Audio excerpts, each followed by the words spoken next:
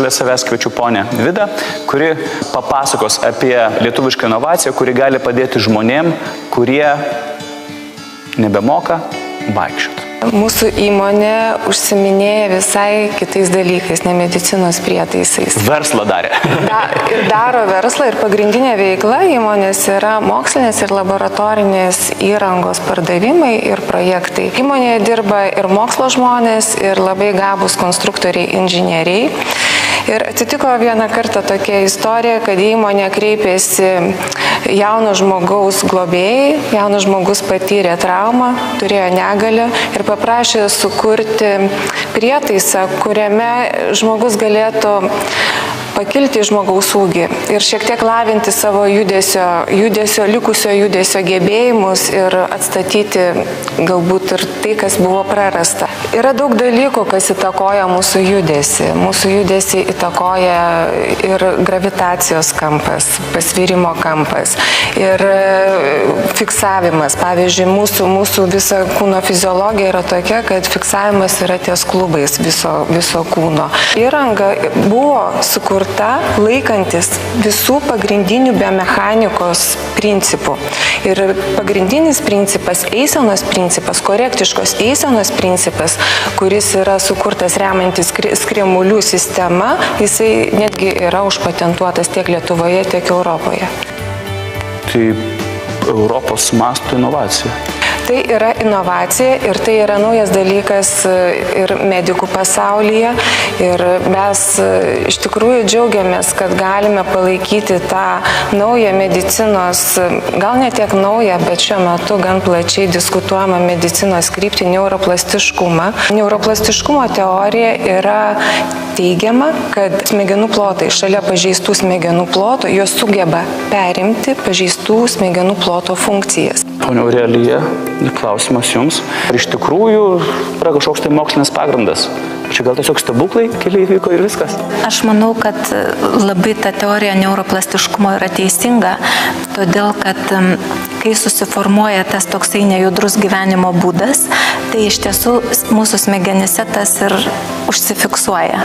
Ir kai čia atsiranda judesio laisvė arba atsiranda vėl vertikali padėtis, tiesiog tos nervų ląstelės jos sugeba išleisti tam tikrus neuronų, suformuoti vėl ryšius naujus tarp neuronų, išleisti ataugas, neuritus vadinamus ir apeiti tą pažeistą sritį ir žodžiu treniruokliai iš tiesų yra matyti ne vien momentinė pagalba pacientui, bet tikrai mane įtikino, kad tai gali turėti ilgalaikį teigiamą poveikį.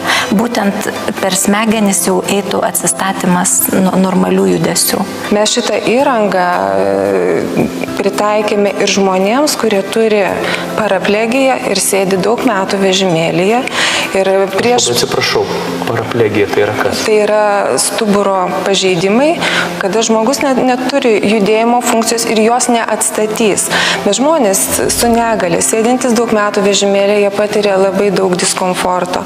Žmogaus smegenys ir visa kraujotaka, vestibuliarinis aparatas, jis yra pritaikytas normaliam žmogaus ūgiui. Žmogus turi laikas nuo laiko pakilti normalų žmogaus ūgį. Tai va šitas prietaisas, jis yra sukurtas toks, kad jis su savo minkštąja pakaba gali pakelti žmogų nuo sėdimos padėties, netgi iš neįgaliojo vežimėlio, iš žmogaus ūgį ir jis gali būti pritaikomas ne tik tai kaip judesio lavinimo priemonė, bet tiesiog buvimo saugioje pusiausvyros būklėje ir žmogaus ūgyje priemonė. Tiesiog žiūrėti pro langą ir tai jau yra gerai. Kas buvo tas impulsas, į ką jūs sureagavote, nes aš jaučiu, kaip jūs tiesiog visi esate pergyvenanti tuo, ką darote. Kas jūs palietė? Iš tiesų tai turbūt palietė susidūrimas su liga, artimųjų liga. Taip pat palietė, kas labiausiai šitoje srityje palietė bendravimą su žmonėmis su negalia, palietė bendravimas su žmonėmis, kurie patyrė ligą po traumos, po operacijos, po insulto, kurie nori vaikščioti. Ir iš tiesų mes manome ir mes labai didžiuojamės, kad tikrai sugebėjome ir inicijuoti šitą produktą ir remiantis mokslo žmonių. Tai buvo Lietuvos sporto universiteto neįgaliųjų reabilitacijos docento Kęstučio Skučio komanda, kuris pats yra neįgalus jau 20 metų, bet su tuo mūsų treniruokliu užvažiavęs ant bėgimo takelio kasdieną nueina po 3 kilometrus. Kiek laiko kūrėte šį įrenginį, nežinau net kaip jį pavadinti, net įrenginys žodis net netrodo nelabai tinka. Mes jį pavadinom eisenos treniruokliu. Davėm pavadinimą tiesiog eik. Iš tiesų ir tas žodis eik susijęs ne tik su žingsnio darimu, tai yra susijęs su viskuo, kas skatina žmogų augti ir kabintis į gyvenimą ir eiti pirmin ir tik pirmin ir nesigręžiant atgal. Šitas renginys pradėtas kurti 2010 metais. Jis buvo kuriamas neskubant. Mes esam komercinė įmonė ir įmonė tikrai daro nemažą verslą iš savo pagrindinės veiklos. Čia yra įmonės hobi ir iš ties yra įmonės darbuotojų pastebėjimas, kai pradėjo įmonė kurti šitą įrenginį, įmoniai labai gerai pradėjo sektis verslas. Mes nesam pardavę dar ne vieno įrenginio ir ko gero mes jų nepardavinėsim, mes juos nuomosim.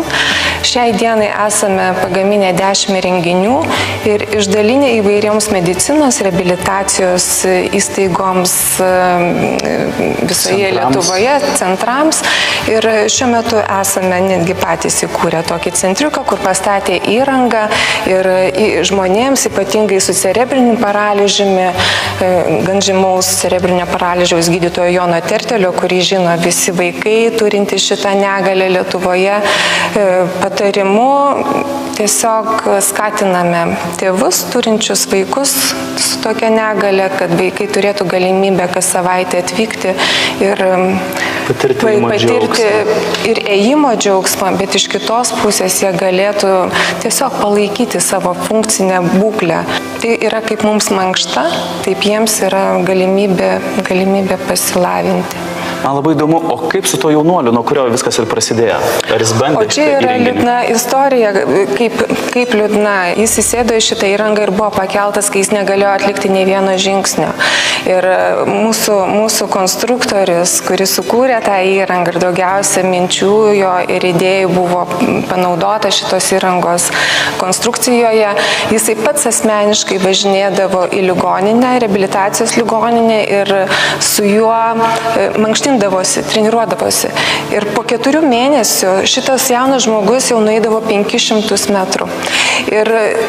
Bet kaip dažnai būna žmonių su negale pasaulyje, žmonės labai yra jautrus ir labai grįžta į depresiją, į nuliūdimą ir tiesiog atsitiko taip, kad tas jaunuolis po 5 mėnesių jis tiesiog turėjo galbūt tokio liūdesio ir depresijos ir jisai po to jau nebesitreniravo. Šita įranga buvo tobulinama, čia yra gal pas mūsų pagamintas gal jau koks 5. įrenginys, kuris šiuo metu yra 5. versija.